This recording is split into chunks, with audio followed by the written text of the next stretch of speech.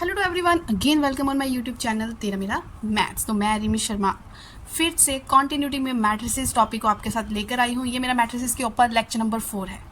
अगर पहली बार वीडियो पे स्टे कर रहे हो तो थोड़ा रुको, वीडियो का कंटेंट देख लो कि आपके मतलब का है या नहीं। तो HPTGT मैथ्स के लिए जो भी तैयारी कर रहा है उसके लिए वीडियो बहुत ही ज़्यादा हेल्पफुल होने वाली है। तो जितनी भी अब तक मैंने वीडियोस अपलोड की है ना, वो कहाँ पे मिलेगी आपको? वीडियो के डिस्क्रिप्शन बॉक्स में जाओ, वहाँ पे आपको एक प्लेलिस्ट का लिंक मिलेगा TGT के रिगार्डिंग। कॉन्टिन्यूटी में बैठ कर वीडियोज़ देखते जाओ। कोई क्वेरी है तो आप मुझे कमेंट सेक्शन में बता सकते हो। तो कहीं ना कहीं हम मैट्रिसेस का जो थ्योरी पोर्शन कर रहे हैं उसके एंड की तरफ जाने वाले हैं। उसके बाद होने वाले हैं धमाकेदार क्वेश्चन जो अब तक मैट्रिसेस के किसी भी स्टेट के एग्जाम में पूछे गए हैं। तो थ्योरी पोर्शन को क्या करना है, आपने अच्छे से पढ़ना है, अपनी रिवीजन करते जाओ। ठीक है स्टूडेंट्स, नए हो चैनल पे तो अभी मत सब्सक्राइब करना, पर थोड़ा सा वीडियो को देख लो। अगर लग रहा है आपके मतलब का है कंटेंट तो ज़रूर वीडियो को सब्सक्राइब करें, चैनल को सब्सक्राइब करें और नोटिफिकेशन के लिए बेल आइकन को प्रेस कर ले। तो मेरी जो टाइमिंग होती है मोस्टली वीडियो की, वो शाम को 8 या 9 के बीच में मैं अपलोड करती हूँ। ठीक है स्टूडेंट्स, तो जो मैं आज आपके साथ टॉपिक करने वाली हूँ वो है इन्वर्टिबल मैट्रिसेस। इन्वर्टिबल नाम से पता चल रहा है कुछ इन्वर्ट्स, ठीक है। तो मैं आपको इसको एग्जांपल से ही समझाऊंगी कि इन्वर्टिबल मैट्रिसेस होती क्या है। स्टूडेंट्स, मैंने ना एक मैट्रिसेस ए ले ली जिसका ऑर्डर 2 रोज है 2 कॉलम है। इसका ऑर्डर भी 2 × 2 है, सेम ऑर्डर की होनी चाहिए, और इसका ऑर्डर भी 2 × 2 है। इन्वर्टिबल मैट्रिसेस में आप किस तरह की मैट्रिसेस लोगे जिस पे आप काम करोगे, वो हमारे पास स्क्वायर मैट्रिसेस होनी चाहिए। जिसको इतना सा पता, अगर क्वेश्चन पूछ लें कोई रेक्टेंगुलर मैट्रिसेस दे दी, अब बोले कि इसका इन्वर्स निकालो, तो आपने सीधे मना कर देना कि नहीं निकाल सकते भाई, डेफिनेशन बोल रही है कि स्क्वायर मैट्रिसेस चाहिए। ठीक है, तो छोटी छोटी बातें हैं, छोटे छोटे वर्ड्स हैं जो हमारा सीधा मतलब ऑप्शंस को एलिमिनेट करने में हेल्प करते हैं। तो ए बी को कैसे मल्टीप्लाई करते हैं, मल्टीप्लिकेशन वाली वीडियो में मैंने आपको मल्टीप्लाई करना सिखाया था। कोई नहीं, अगर नहीं पता तो हम फिर से सीख लेते हैं। हम दो मैट्रिसेस को किस तरह से मल्टीप्लाई करते हैं। सबसे पहले हम कैसे, पहली भी 2 × 2 है, 2 × 2 है, जो आंसर आएगा वो किस फॉर्म में आएगा, वो भी 2 × 2 फॉर्म में ही आएगा। फर्स्ट रो यहाँ से चलेगा फर्स्ट कॉलम, फर्स्ट रो का फर्स्ट एलिमेंट इसके फर्स्ट एलिमेंट से मल्टीप्लाई करेगा, और फर्स्ट रो का सेकंड एलिमेंट इस कॉलम के सेकंड एलिमेंट से मल्टीप्लाई करेगा। चलो कर देते हैं। 2 ने 1 को मल्टीप्लाई किया 2, 1 ने -1 को मल्टीप्लाई किया -1। अभी फर्स्ट हमारी भी फर्स्ट रो चल रही है तो हमने फर्स्ट रो को पकड़ के रखना है, लेकिन अब फर्स्ट रो किसके साथ काम करेगी, सेकंड कॉलम के साथ काम करेगी। फर्स्ट रो का 2 सेकंड कॉलम का -1 जब मल्टीप्लाई हुए तो -2 बना। फर्स्ट रो का 1 और सेकंड रो का 2 जब मल्टीप्लाई हुए तो क्या बना, 2। इसी तरह से आप नीचे कर लेना। ठीक है, तो ये बनेगा यहाँ पे 1 -1, ये बनेगा -1 + 2। स्टूडेंट्स देख लेना, ठीक है, अगर नहीं मल्टीप्लाई आती तो बता देना। नेक्स्ट एक जो मैं अलग से, जैसे कोई स्टूडेंट मेरे से पूछे कि ये नहीं आ रहा है तो मैं उसके लिए अलग से एक शॉर्ट्स अपलोड कर देती हूँ उसी स्पेसिफिक क्वेश्चन के ऊपर।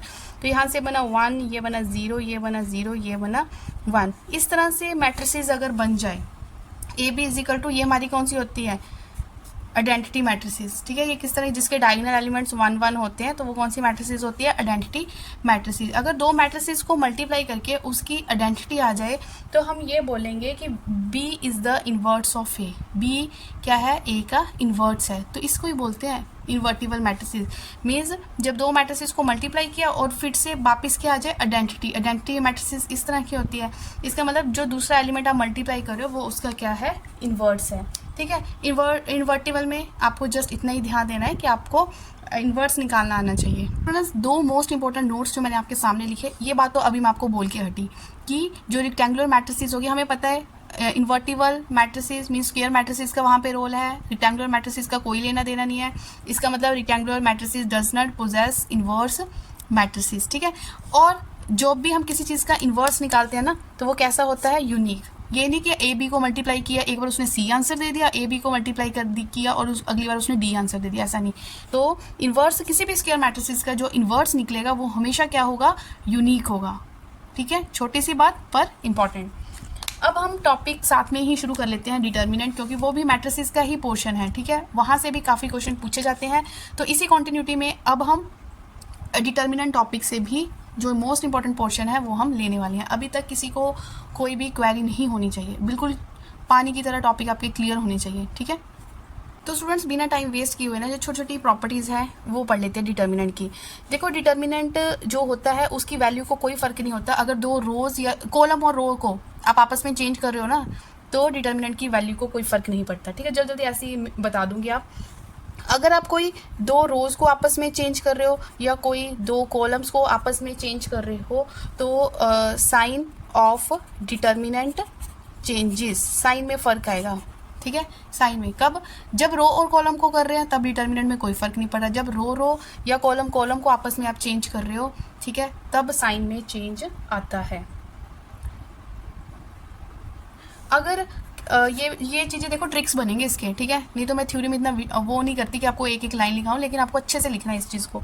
अगली क्या है, इफ़ ऑल एलिमेंट्स, ये भी बड़ा अच्छा है, क्वेश्चन देख के आप आंसर दे सकते हो। If all elements of any row या कॉलम, अगर किसी एलिमेंट रो के या कॉलम के सारे एलिमेंट ज़ीरो हो तो ठीक है, तब उसका उस टाइम जो डिटर्मिनेंट होता है, समझो वो मैट्रिसेस ए है, उसका डिटर्मिनेंट क्या होगा, ज़ीरो होगा। तब जब पूरी रो या पूरी कॉलम आपको क्या दिखती है, ज़ीरो दिखती है, ठीक है। ये छोटी छोटी बातें हैं जो मैं आपके साथ शेयर करना चाहती हूँ ताकि आपको क्वेश्चन करने में कोई प्रॉब्लम ना आए, ठीक है। अब हम डेफिनेशन पढ़ने वाले हैं सिंगुलर मैट्रिसेस की। स्टूडेंट, सिंगुलर मैट्रिसेस क्या होती है? सिंगुलर मैट्रिसेस, अगर किसी मैट्रिसेस का, समझो ए मैट्रिसेस है, अगर उसका डिटर्मिनेंट ज़ीरो है, आपको ना ऑप्शन दे रखिए कि बताओ इसमें से कौन सी सिंगुलर मैट्रिसेस है, तो आपने डिटर्मिनेंट निकाल के देखना है। जिस मैट्रिसेस का डिटर्मिनेंट ज़ीरो बन जाए ना, तो आपने कहना है कि वो सिंगुलर मैट्रिसेस है, और जिसका determinant not equal to zero हो वो हमारे पास क्या होगी, नॉन सिंगुलर मैट्रिसेस होगी, ठीक है। सिंगुलर के लिए डिटर्मिनेंट ज़ीरो होगा। स्टूडेंट्स, 3 पॉइंट्स, नेक्स्ट नोट क्या बोल रहा है हमें कि 3 points A B C are said to be collinear. Collinear का मतलब होता है कि 3 पॉइंट एक लाइन में ही हैं। तब आप क्या शो करोगे कि जिस 3 पॉइंट्स का आपने एरिया ऑफ ट्रायंगल निकाल लेना है, अगर उसका एरिया ऑफ ट्रायंगल 0 आ जाए ना, तो आप बोलोगे कि उसका वो 3 पॉइंट्स क्या है, कोलिनियर है। एरिया ऑफ ट्रायंगल निकालना है, तो एरिया ऑफ ट्रायंगल निकालना सिखा दूँ पहले, कैसे निकालोगे आप? जो एरिया ऑफ ट्रायंगल का मैं आपको शॉर्ट ट्रिक ही बताने वाली हूँ बाद में, ठीक है, आने वाली कंटेंट में आपको मैं बता दूंगी। अब आप इंपॉर्टेंट रिजल्ट्स को नोट करो। स्टूडेंट्स, जो मैट्रिसेस स्क्वायर मैट्रिसेस नहीं होगी ना, तो नोट कर लो कि उसका जो डिटर्मिनेंट होगा ना वो कुछ नहीं निकलेगा। Do not possessive determinant. सिर्फ स्क्वायर मैट्रिसेस गिवन है तभी आप उसका डिटर्मिनेंट निकाल पाओगे, अदरवाइज डिटर्मिनेंट नहीं निकाल पाओगे, ठीक है स्टूडेंट। और छोटे छोटे रिजल्ट्स और बता दूं आपको। Now note down this important, मतलब क्या, इम्पॉर्टेंट पोर्शन ऑफ मैट्रिसेस। जब हमें कभी इस तरह से दे रखा हो कोई स्केलर क्वांटिटी किसी मैट्रिसेस के मल्टीप्लाई हो रही है और उसका डिटर्मिनेंट है, तब आप उसको इस फॉर्म में लिख सकते हो। जो मैंने 3 लिखा वो क्यों लिखा, क्योंकि मैंने यहाँ पे मेंशन कर दिया कि जो मैट्रिसेस ए है उसका ऑर्डर कितना था, 3, तो हम इसको इस वे से ओपन कर सकते हैं। ये सारा जब क्वेश्चन हम करेंगे तो ये सारी मतलब अप्लाई होंगी प्रॉपर्टीज़, ठीक है, डायरेक्ट क्वेश्चन में, और हमारे ऑप्शंस को एलिमिनेट करने में बहुत हेल्प करेंगी। अगर इस तरह से है ए बी का डिटर्मिनेंट, हम उसको अलग अलग लिख सकते हैं। इस तरह कोई ए मैट्रिसेस है जिसका डिटर्मिनेंट अंदर है, मतलब एन, तो उसको बाहर लिख सकते हो। डिटर्मिनेंट किसका, स्क्यू सिमेट्रिक मैट्रिसेस, ऑलरेडी मैंने पिछली ही वीडियो में अभी बताया। अगर वो स्क्यू सिमेट्रिक मैट्रिसेस है, हमें ना उसका डिटर्मिनेंट निकालने को बोल दिया है, तो सबसे पहले हमने उस मैट्रिसेस का ऑर्डर चेक करना है। अगर उस मैट्रिसेस का जो ऑर्डर है वो कौन सा है, ऑड फॉर्म का है, जैसे वो 3x3 मैट्रिसेस है, 5x5 मैट्रिसेस है, तब उसका डायरेक्ट आपने आंसर 0 करना है। तो हमने कोई कैलकुलेशन नहीं उसमें करनी है। अगर वो स्क्यू सिमेट्रिक मैट्रिसेस है और जो उसका ऑर्डर आ रहा है वो कितना आ रहा है, ऑड फॉर्म का आ रहा है, तो सीधा आंसर 0। अब हमारे पास अगर स्क्यू सिमेट्रिक मैट्रिसेस है लेकिन उसका जो ऑर्डर आ रहा है वो इवन है, 2x2 होगी, 4x4 होगी, उस टाइम उसका वो क्या होगा, जो डिटर्मिनेंट होगा वो किस फॉर्म का होगा, perfect square, non zero number होना चाहिए और परफेक्ट स्क्वायर होना चाहिए। तो अगर इसमें से कोई भी क्वेश्चन एग्जाम में पूछा जाता है तो बाय ऑप्शन ही हो जाएगा इसका आंसर, कि स्क्यू सिमेट्रिक ऑर्डर चेक किया 0 answer, skew symmetric order check किया परफेक्ट स्क्वायर, ठीक है। तो this is the most important properties of matrices. अच्छे से इसको नोट डाउन कर लो। और यही मैट्रिसेस, अगेन वही डायलॉग कि इससे हमारे शॉर्ट ट्रिक्स बनने वाले हैं। अब मैंने बोला था कि एरिया ऑफ ट्रायंगल निकालेंगे हम, ठीक है, क्योंकि एरिया ऑफ ट्रायंगल वैसे डायरेक्ट क्वेश्चन भी पूछा जा सकता है, और कोलिनियर पूछना हो कि 3 पॉइंट्स आर कोलिनियर, तो हम एरिया ऑफ ट्रायंगल 0 कर देंगे, तो 3 पॉइंट्स कोलिनियर शो हो जाएंगे। उससे पहले हमें फॉर्मूला पता होना चाहिए कि एरिया ऑफ ट्रायंगल का फॉर्मूला क्या होता है। तो आपने पता किस तरह से जो भी ये कोऑर्डिनेट्स दे रखे होंगे ABC, फॉर्मूला कैसे बनाओगे, मैंने यहाँ पे लिख दिया x1 y1। अब आपने इस फॉर्मूले को हम बिल्कुल भी रट्टा नहीं मानेंगे, मैं आपको बता रही हूँ कि ये डायरेक्ट फॉर्मूला कैसे बनेगा, और लास्ट में आपने लिख देना है 1 1।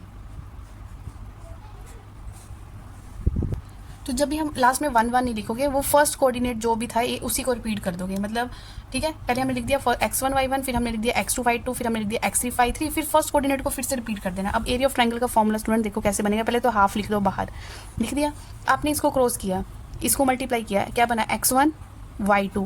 अब इधर जाना है आपने तो माइनस का साइन लगेगा, तो बन गया माइनस x2 y1, ठीक है।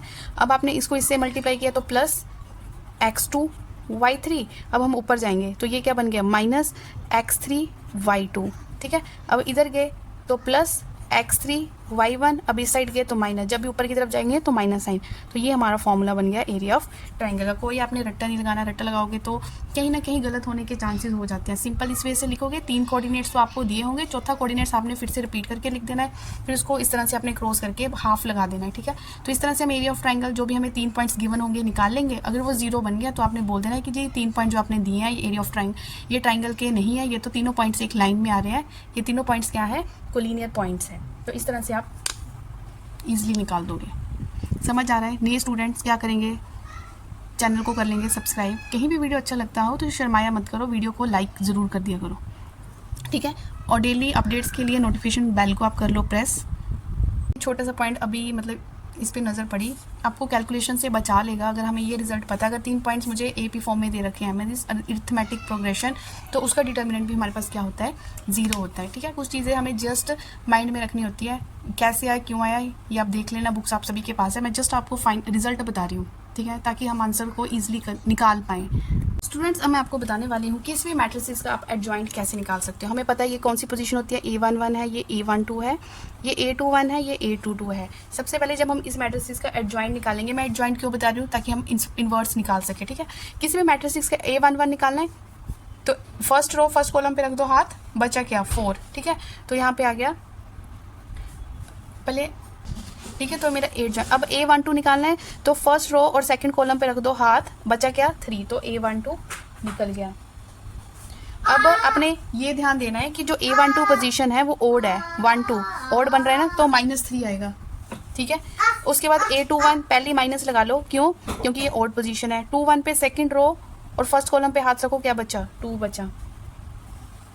उसके बाद A22 second row second column पे हाथ रखो, 2 2 इवन पोजीशन है तो पॉजिटिव ही रहेगा, ठीक है। पहले ये निकाल दिया, फिर आपने उसका कर देना ट्रांसपोज। ट्रांसपोज में मतलब क्या होता है, जैसे एडजॉइंट ऑफ A निकला उसका कर दो ट्रांसपोज, मींस रोज और कॉलम्स को आपस में बदल दो। जो फर्स्ट कॉलम था ये मेरी बन गई फर्स्ट रो, और जो सेकंड कॉलम था ये मेरी बन गई सेकंड कॉलम। तो इस तरह से हमारे पास क्या निकलता है, एडजॉइंट ऑफ A। ये मेरे पास क्या निकला, एडजॉइंट ऑफ ए। स्टूडेंट द्वारा सुन लो, आपने एडजॉइंट ऑफ ए निकालते टाइम एक तो उनकी सीट्स का ध्यान रखना है कि इवन सीट है या ऑड सीट है। ऑड सीट है तो ऑलरेडी माइनस साइन लगा देना है। जिस सीट की बात हो रही है उस सीट को आपने कवर अप कर देना है। फर्स्ट रो की बात हो रही है, फर्स्ट कॉलम को कवर अप किया, जो बचा वो आपका आंसर। फिर ये एडजॉइंट ऑफ ए नहीं निकला, फिर उसके बाद आप उसका ट्रांसपोज लोगे तब वो जाके एडजॉइंट ऑफ ए निकला। अब एडजॉइंट ऑफ ए से जो बार बार क्वेश्चन पूछे गए ना, मैं उसके रिजल्ट आपके सामने लिख रही हूँ, अच्छे से नोट डाउन कर लेना। तो जो ये मैंने बहुत ज़्यादा, जो बोलते हैं ना बहुत से बहुत ज़्यादा इंपॉर्टेंट रिजल्ट है आपके सामने लिखे हैं जो एडजॉइंट के ऊपर है। जब मैंने यूपी TGT के पेपर उठाए, मास्टर कैडर के पेपर उठाए, तो मैंने देखा ये तो डायरेक्टली रिजल्ट पूछे गए हैं, ठीक है। तो ये देखा गया है कि ये बिल्कुल डायरेक्ट रिजल्ट पूछे गए हैं। तो एडजॉइंट ए का अगर हम डिटर्मिनेंट निकालें तो ये रिजल्ट है, मतलब मैं क्या जो लिखा है वही है ना। तो आप इसको अच्छे से लिखो। जब लिखोगे तो क्या करोगे, मैक्सिमम सेंसेस का यूज़ करो, देखो, बोलते जाओ, लिखो, मुझे सुनो, तो देखो आपको तो वैसे ही टिप्स पे हो जाएंगे, ठीक है।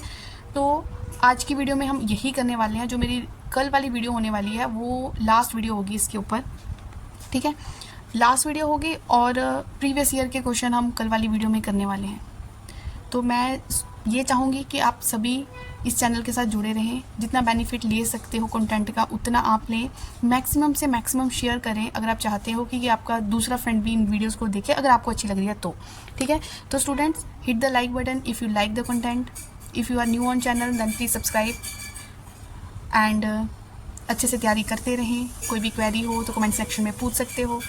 तो मिलते हैं नेक्स्ट वीडियो में। Till then take care.